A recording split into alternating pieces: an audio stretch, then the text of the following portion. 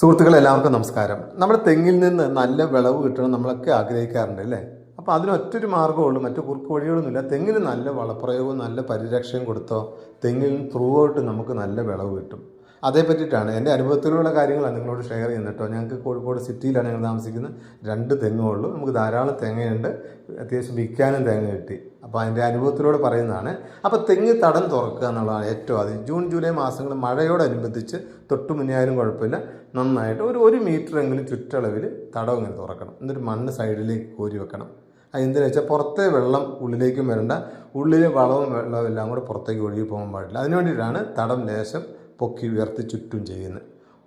പിന്നെ ഒരു ചെറിയ വേരുകൾ മുറിഞ്ഞു പോയാലൊന്നും കുഴപ്പമില്ല കേട്ടോ. പിന്നെ നമ്മൾ ചെയ്യേണ്ടത് നമ്മൾ മണ്ണിൽ കുമ്മായ വസ്തുക്കൾ ഇടുക എന്നുള്ളതാണ്. വർഷത്തിൽ ഒരു തവണയെങ്കിലും കായ്ക്കുന്ന തെങ്ങിന് 1 കിലോ കുമ്മായ ഇടും. കുമ്മായ വസ്തുക്കൾ എന്ന് പറയുമ്പോൾ പണ്ടൊക്കെ നമ്മൾ കുമ്മായ ഇടുമായിരുന്നു, അല്ലെങ്കിൽ പണ്ട് നെയ്റ്റുമൊക്കെ ഇടുമായിരുന്നു. പുതിയ പഠനങ്ങൾ പറഞ്ഞതനുസരിച്ചിട്ട് നമ്മുടെ കേരളത്തിലെ മണ്ണിൽ മഗ്നീഷ്യം കുറവാണ്. അപ്പോൾ മഗ്നീഷ്യം കുറവായതുകൊണ്ട് ഡോളോമേറ്റ് ഏറ്റവും നല്ല, ഡോളോമേറ്റിൽ ധാരാളം മഗ്നീഷ്യം ഉണ്ട്, അതുപോലെ കാൽസ്യം ഉണ്ട്. അപ്പോൾ ഡോളോമേറ്റ് 1 കിലോ മേടിച്ചിട്ട് ചുറ്റും ഇട്ടേക്കണം. അതിനുശേഷം നമ്മൾ ചെയ്യാൻ പോകുന്നത് എന്താ വെച്ചാൽ, നമ്മൾ കേരളത്തിലെ മണ്ണിൻ്റെ പ്രത്യേകത അറിയോ, അസിഡിറ്റി കൂടിയ മണ്ണാണ്. അതുകൊണ്ട് തന്നെ വേരുകൾക്ക് വളം വലിച്ചെടുക്കാനുള്ള ശക്തി കുറയും ഈ അസിഡിറ്റി കൂടും തോറും. അപ്പോൾ അതിനുവേണ്ടി ഒരു 10-20 ദിവസം നമ്മൾ മണ്ണിലെ pH ക്രമീകരിക്കാൻ വേണ്ടി വെയിറ്റ് ചെയ്യണം. പിന്നെ 20 ദിവസം കഴിഞ്ഞിട്ട് 15 ദിവസം മുതൽ 20 ദിവസം വരെ വെയിറ്റ് ചെയ്യുക. 20 ദിവസം കഴിഞ്ഞിട്ട് നമ്മൾ എന്ത് ചെയ്യുക, അടുത്ത വളപ്രയോഗം തുടങ്ങുകയാണ്. നമ്മൾ ഒരു വർഷത്തിൽ ഒരു തവണയെങ്കിലും ഒരു വലിയ തെങ്ങിന്, കായ്ക്കുന്ന തെങ്ങിന് 1 കിലോ എല്ലുപൊടിയെങ്കിലും ഇടണം കേട്ടോ. 1 കിലോ എല്ലുപൊടി ചെടികളെ സ്ട്രെങ്തൻ ചെയ്യാൻ ഏറ്റവും നല്ലതാണ് ഫോസ്ഫറസ് വളമായ എല്ലുപൊടി. 1 കിലോ ചുറ്റും അങ്ങോട്ടും ഇങ്ങോട്ടും വെതറിയേക്കണം. അതിനുശേഷമാണ് നമ്മൾ നൈട്രജൻ വളമാണ് ഏത് ചെടിയുടെയും വളർച്ചയ്ക്ക് ഏറ്റവും കൂടുതൽ വേണ്ടത് അല്ലേ? അപ്പം നമ്മൾ പച്ചിലകളുണ്ട് വീടിന് ചുറ്റും, മഴക്കാലമൊക്കെ അല്ലേ, ഇഷ്ടം പോലെ പച്ചിലകളുണ്ടാവും അല്ലേ? അതെല്ലാം വെട്ടി എറിഞ്ഞ് ചുറ്റും കൊണ്ടുപോയിട്ടേക്കണം ഈ എല്ലുപൊടി ഇട്ടതിൻ്റെ മുകളിലേക്ക്. എത്രമാത്രം പച്ചിലകൾ ഇടാൻ പറ്റും അത്രയും നല്ല. നമ്മൾ ഒരു വർഷത്തേക്കുള്ള വളം കൊടുക്കുമല്ലേ, ചുറ്റും ഇതേപോലെ വെതറിയേക്കണം, നിറയെ കിട്ടിയേക്കണം.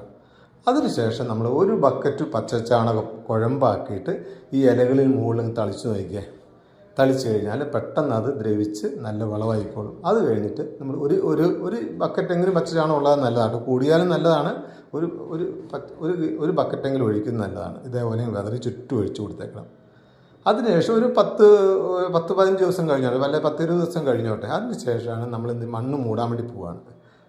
പിന്നീട് നമ്മൾ അന്നേരത്തേക്ക് ഏകദേശം ഇലകളെല്ലാം ദ്രവിച്ച് ഒരു മാസം കഴിഞ്ഞാലും കുഴപ്പമില്ല കേട്ടോ, ചുറ്റും ദ്രവിച്ചിട്ടുണ്ടാവും.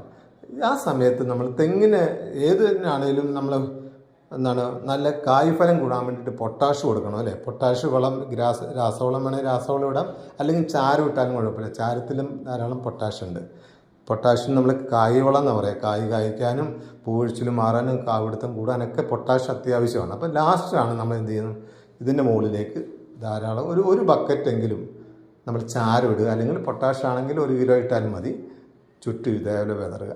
അതിനുശേഷം നമ്മൾ എന്ത് ചെയ്യുക, തടം മൂടാൻ വേണ്ടി പോവുകയാണ്. അപ്പോൾ തടം മൂടുക ഫുൾ ഈ എടുത്ത തടം മുഴുവൻ ഇതിലേക്ക് മണ്ണിട്ട് കോരി ഇടരുത്.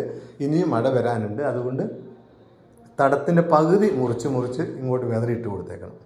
ഈ ഇലകളെയും ചാരത്തിൻ്റെയും മുകളിലേക്ക് അങ്ങോട്ടും ഇങ്ങോട്ടും വെതറിയിടുക. ചുറ്റും ഇതേപോലെ തന്നെ പകുതി വെച്ചിട്ട് കട്ട് ചെയ്ത് പൊടിച്ചിട്ട് പരമാവധി ഇങ്ങോട്ട് ഇട്ടാൽ ഏറ്റവും നല്ലതാണ് കേട്ടോ.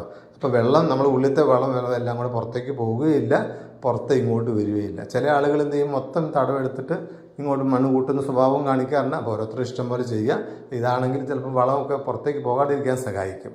അപ്പോൾ ഇങ്ങനെ ഓരോ വർഷവും നിങ്ങളെന്ത് ചെയ്തു നോക്കി, തീർച്ചയായിട്ടും നിങ്ങൾക്ക് നല്ല വിളവ് കിട്ടുകയും ചെയ്യും. ഞങ്ങൾക്ക് കോഴിക്കോട് ഞാൻ പറഞ്ഞില്ലേ, 2 തെങ്ങുകൾ അത്യാവശ്യം വീട്ടിലേക്ക് വേണ്ടി അരയ്ക്കാൻ കിട്ടുന്നതുകൊണ്ട് വിൽക്കാനും കിട്ടുന്നുണ്ട്. അപ്പോൾ നല്ലൊരു പരിരക്ഷ കൊടുത്താൽ നിങ്ങൾക്ക് തീർച്ചയായിട്ടും നല്ല വിളവ് കിട്ടും. പിന്നെ വേനൽക്കാലം ആകുമ്പോൾ ആഴ്ചയിൽ 1 തവണ, നല്ല വേനൽ ഏപ്രിൽ മെയ് മാസങ്ങളിൽ നല്ല വെയിലുള്ള സമയത്ത് ഒരു ആഴ്ചയിൽ 1 ദിവസം ഒന്ന് കുറച്ച് നനയ്ക്കുന്നത് നല്ലതാണ്. ഇതും തെങ്ങിൽ നിന്ന് നല്ല വിളവ് കിട്ടാൻ വേണ്ടി സഹായിക്കും. അപ്പോൾ ഈ വീഡിയോ നിങ്ങൾക്ക് ഉപകാരപ്രദമാകുമെങ്കിൽ എല്ലാവർക്കും ഷെയർ ചെയ്യുകയും ചെയ്യാം. സ്വയം പ്രാവർത്തികമാക്കാൻ ശ്രമിക്കുക. നന്ദി, നമസ്കാരം.